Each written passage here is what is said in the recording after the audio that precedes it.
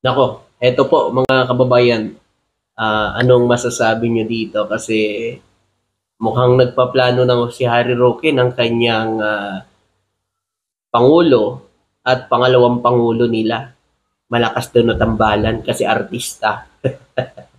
So masaklap dito kasi ang gusto ni Harry Roque, VP Sara ang presidente, Robin Padilla naman ang vice president.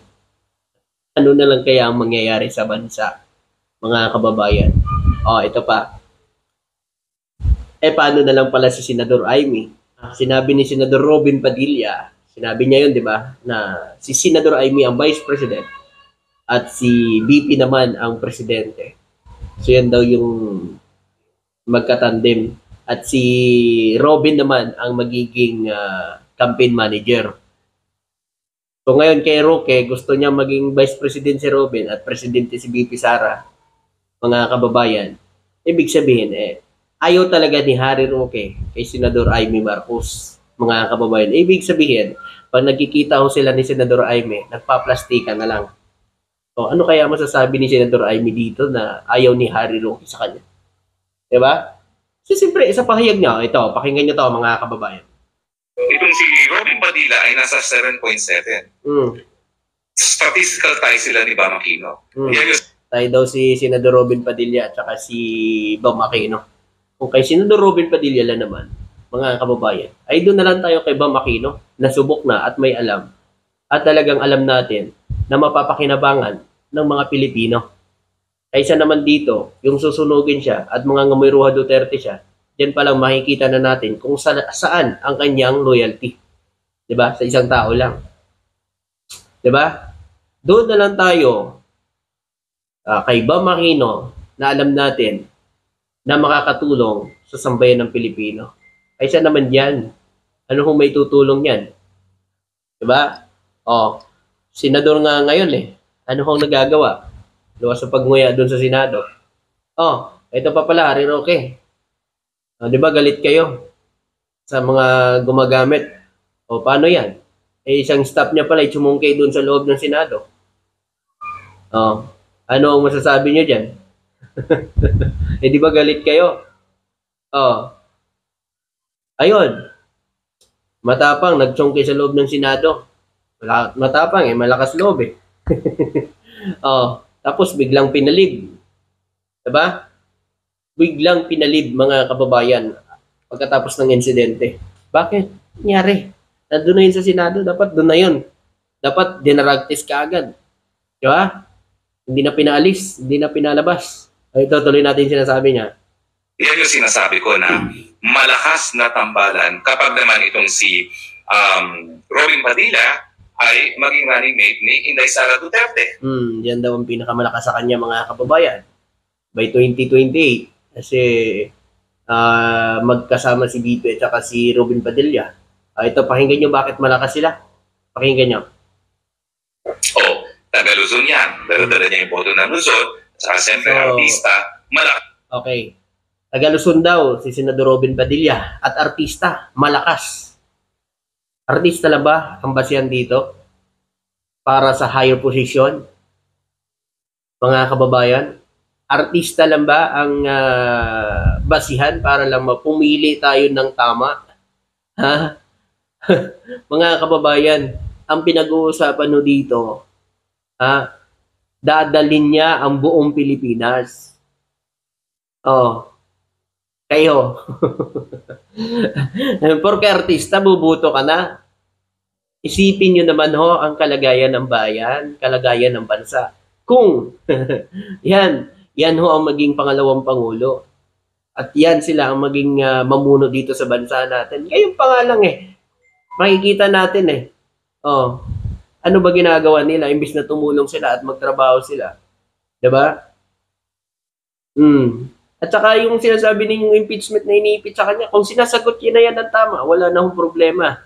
Di sana naririnig niya na lahat at nalilinis niya na yung sarili niya kung talagang wala siyang kasalanan, 'di ba? Kung talagang walang kasalanan kasi sinasabi niya wala silang kasalanan, pero bakit takot sila matuloy yung impeachment? 'Di ba? Sana hindi matuloy ang impeachment, Harry Roque. Kasi pag natuloy, nako, habang buhay kang pugante. O, tuloy natin. Malakas din yan sa Visayas at sa Mindanao. At huwag natin nakalimutan. So pag artista ka, malakas ka pala sa Mindanao at saka Visayas, Luzon.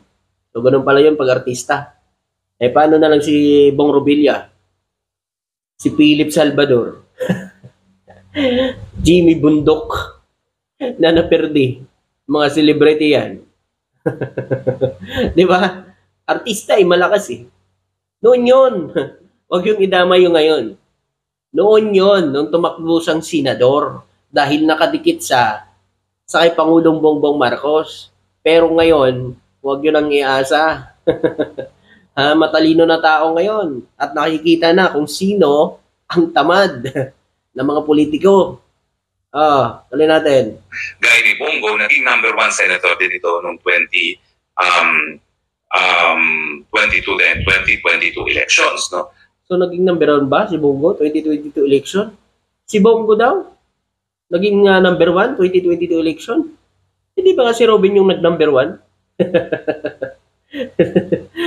Nako, Rocky, mukhang sa sobrang stress mo, sa pangarap mo na, nakakalimutan mo na, ano? Tuloy natin. At pagdating ng 2028, tapos na yung termino niya na una. Kaya minsan, iniisip ko, hindi kaya yung issue kanyang staff member na Nako, eto na. Eto, pakinggan natin kung anong paliwanag ni Roque. Member na si Nadia Montenegro, hindi kaya linabas yan para matinag itong Robin Padilla bilang Vice Presidential po ni Inday Sara Duterte. Nako, yan na naman kay Harry Roque. Ibig sabihin ba, Harry Roque, nagsisinungaling ang Senado? Nagsisinungaling itong staff ni Senador Ping Lacson? Nagsinungaling sila. Bakit biglang pinalib? At bakit biglang pinaalis sa Senado? Pinalib ng 5 araw? Diba? Diba dapat hindi mo na pinalabas? Pinadrug test kagad? Ken ka na naman, Harry Roque. Dadawit mo na naman, no? Dahil daw malakas si Senador Robin Padilla, kaya chongke-chongke na ito sa loob ng Senado ay ayon kay Harry Roque, ay isa ito sa mga strategy daw para sirain ang Robin Padilla. Mga kababayan, narinig mo ba sarili mo? Pangalawang bisis na nangyari yan. Nung July, second week ng July, nangyari din yan. Doon mismo, nanggagaling yung usok, katabi ng opisina ng senador mo. At kung talagang yan ay hindi naman siya, patunayan niya. Ganun lang yan. Pero huwag mong sasabihin na gagawa-gawa ang Senado para lang sirain si Senador Robin Padilla. Hindi mo na kailangan. Nasa tao na yan kung kung paano sila tumingin at paano nila malaman yung buong katotohanan. Tingnan niyo na lang kasi. 'Di ba? Sino ba yung gustong maging legal yung marijuana dito sa bansa? 'Di ba siya? Gusto niya maging legal ang marijuana? At kung wala naman kasalanan huwag mo lang matakot kasi iniimbestigahan pa lang naman Harry Roque, iniimbestigahan pa lang Hindi lang pala isang bisis ito ginawa, kundi pangalawang bisis pa. Yan sasabihin ni Harry Roque, gawa-gawa. Isisihin mo yung mga senado dyan, sabihin mo na gawa-gawa lang nila yan. Kasi gusto mo, isisi na naman sa administrasyon. Ginagawa ni PBBM yan dahil gusto siraan si Robin, ganon. Sinutuin mo, mga followers mo, ganon. Utuin mo na lang yung followers mo. So, ganon.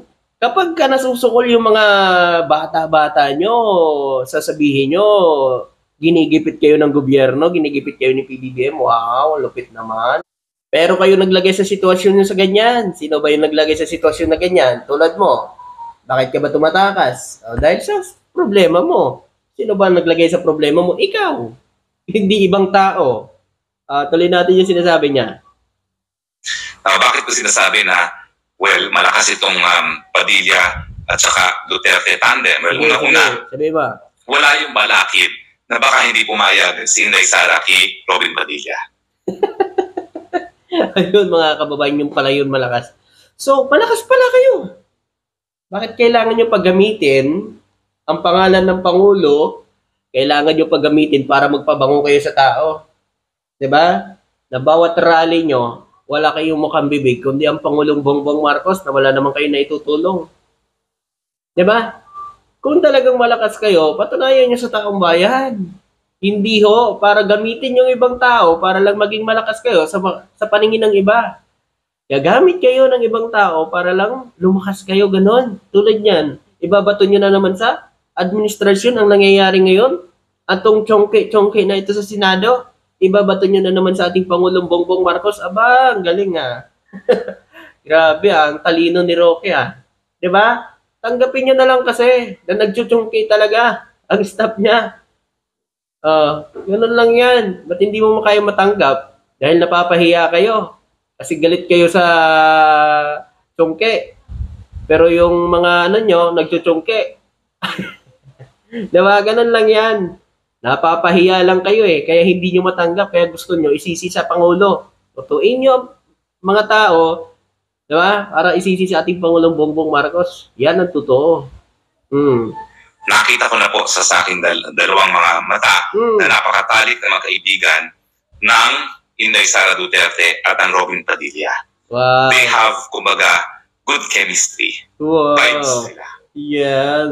Ano gusto ko kay Harry Roque? Nakikita niya na daw sa dalawang mata niya. Pero sa iba, ano kaya masasabi ng iba? Sa inyo mga didilis, oo. Pero sa iba, ano? Ano kayo lang tao dito sa Pilipinas? Kayo lang may karapatan. Wow, tindi, no? So mga kababayan kayo, payag ba kayo? Presidente si VP, Vice President si Robin. Ano masasabi nyo ngayon? Ganito na lang. Salamat po.